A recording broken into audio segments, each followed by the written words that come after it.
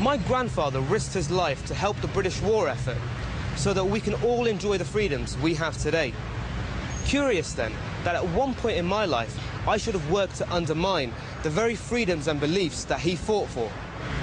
I used to be a member of the radical Islamist group Hizb ut-Tahrir. Like many young Muslims, I believed British Muslims should not vote, that the deaths of British troops in Iraq were to be celebrated, and that any integration was categorically wrong. This came from the doctrine of political Islam, where Islam is seen as a political ideology and not just a religion. It was our duty to impose the Sharia, Islamic law, over the entire world. The problem with political Islam is that it's an ideology that's based on anger, on hatred, on violence. It's something that cannot exist without having an enemy to fight. And the problem in the UK is that there's a victim mentality that's been created between Britain and Muslims, and that's a real problem for us. From a normal first-year student at university, I was to become a solemn Islamist writing articles which frequently attacked the West. The obligation is jihad! In November 2004, I was in the angry crowd demonstrating against the Iraq War at Regent's Park Mosque in London. It was the night of the Fallujah offensive. Inside the mosque, the community prayed, but outside, we were far more vocal. Are you gonna side with George Bush, with the Kafir, with the Murtad leaders of the Middle East and Asia? Today, things are quieter, and so am I. When I think back to what radicalized me, it was September the 11th, 2001. George Bush was saying, "You are either with us or against us." The members of Hizb ut-Tahrir at my local mosque said this would be the start of a war in Islam. Their arguments were well presented and convincing. Radicalization and recruitment has been taking place at mosques and university Islamic societies for almost 2 decades now. Mosques in particular have been targeted by political Islamists who want to promote their radical theology and confrontational worldview. And mosques have been unable to fight back. Regent's Park Mosque has battled the hardliners, but many other mosques have been left powerless.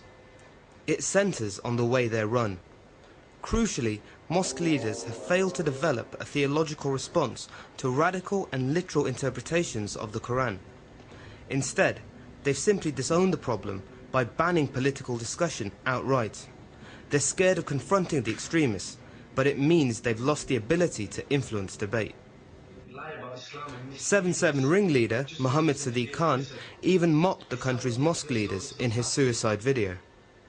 Our so-called scholars today are content with their Toyotas and semi-detached houses.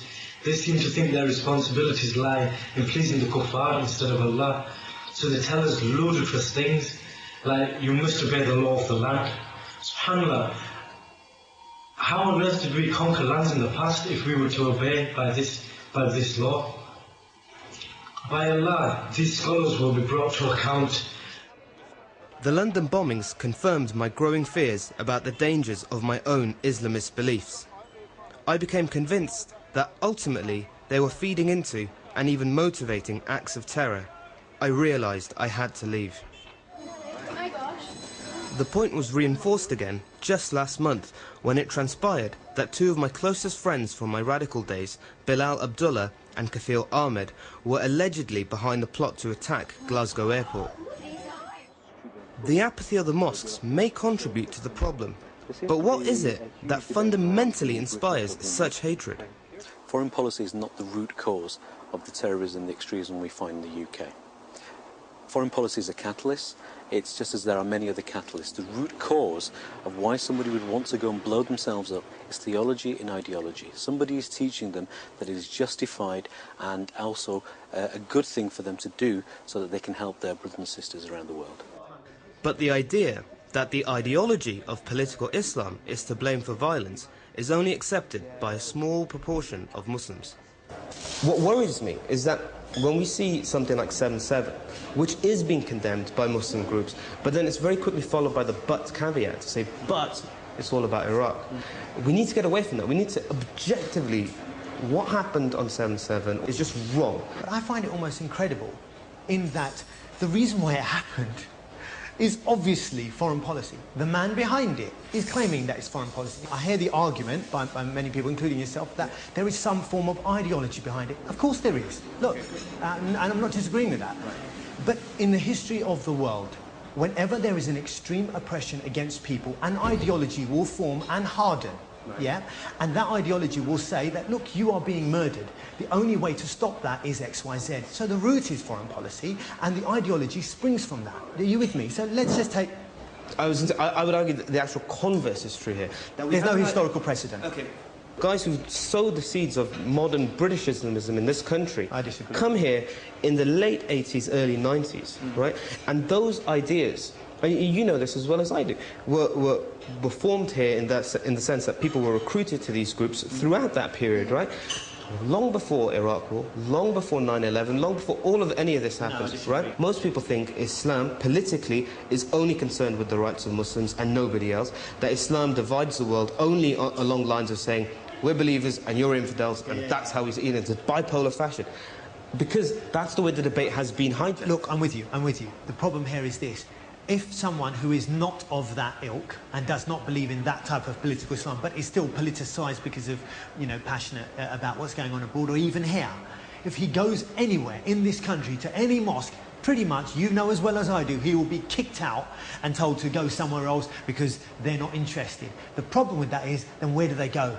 They've got to fall into those arms. And once again, you know, the condemnation of our leaders cannot be hard enough, and the failure of our community to hold them accountable for that, as perhaps men like you are doing now, right, is simply not existed.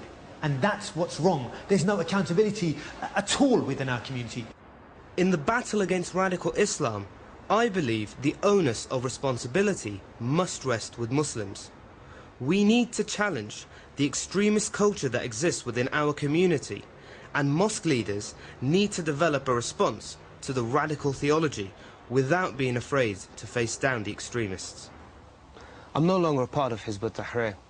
I found that the culture of political Islam just results in violent extremism far too often. And for thousands of young British Muslims, I think it's a political culture which essentially results in isolation and confrontation. I don't want to be part of that.